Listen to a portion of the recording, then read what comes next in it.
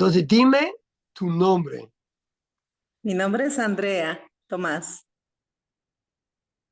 ¿Cómo llegaste a trabajar en Casa Hogar?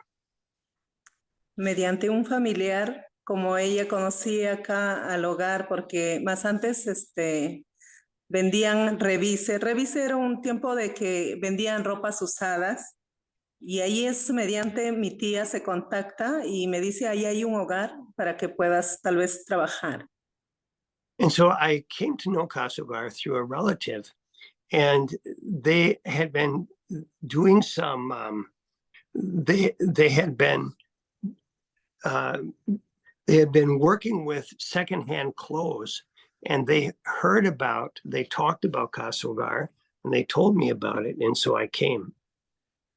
Y luego, Y luego me contacté con la señora Alcira y después el padre José Walijewski me entrevista y me dice, oh, estás bien para trabajar aquí, bienvenida. Así fue de rápido. so then I came here, and I met Alcira, the social worker. She introduced me to Father Jose, and Father Jose said, you would be a good worker here. So they interviewed me, and then I began to work. Muy bien. Entonces, ahora, ¿cuánto tiempo has estado en Casa Hogar? Bueno, sigo trabajando ya más de 26 años acá en Casa Hogar.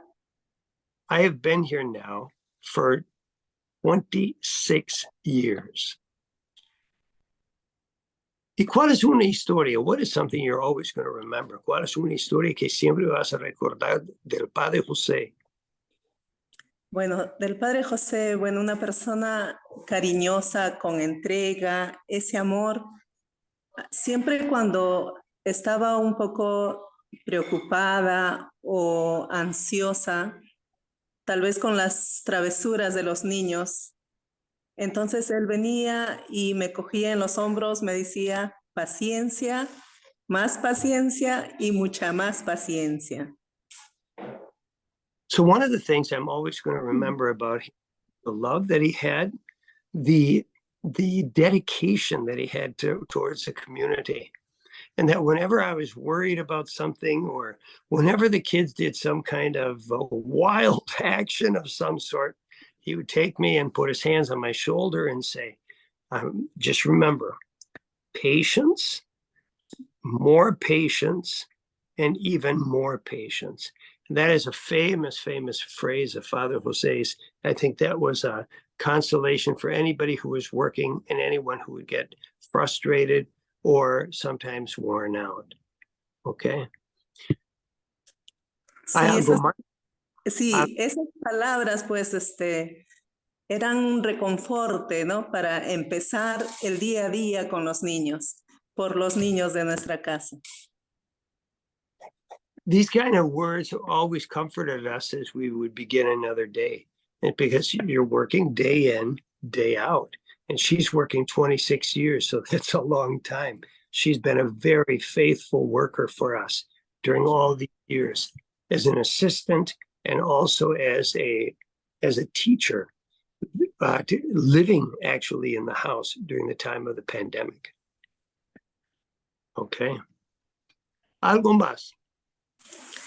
También él me impactó su vida espiritual y eso fue algo para mí impactante porque un día cuando estaba ya un poco tarde, ya iba a empezar la misa y entonces yo iba corriendo y me dice, Marta, Marta, estás con los labores de la casa. Y entonces con esa palabra me hizo reflexionar que primero debemos poner en primer lugar a nuestro Dios. Y eso fue la base para mi vida espiritual. And so also his father's spiritual life. She was telling about a time that when she was rushing to Mass to get there on time, and finally Father looked at her and said, Martha, Martha, you worry about so many things. There's only one thing necessary. And so what he was teaching at that time was the importance of having your spiritual life in order. If you have your spiritual life in order, then all these other things will follow. Personally, I've seen that in her life. She has been always wanting to make sure that Jesus Christ is the center of her life, and that faith in Jesus is guiding all her teaching and all her work with the children. Okay. Muy bien, gracias. Gracias, Padre, y bendiciones a todos. Okay. How's that? Do you want anything else there, Noel? Entonces, buenos, okay, just wait.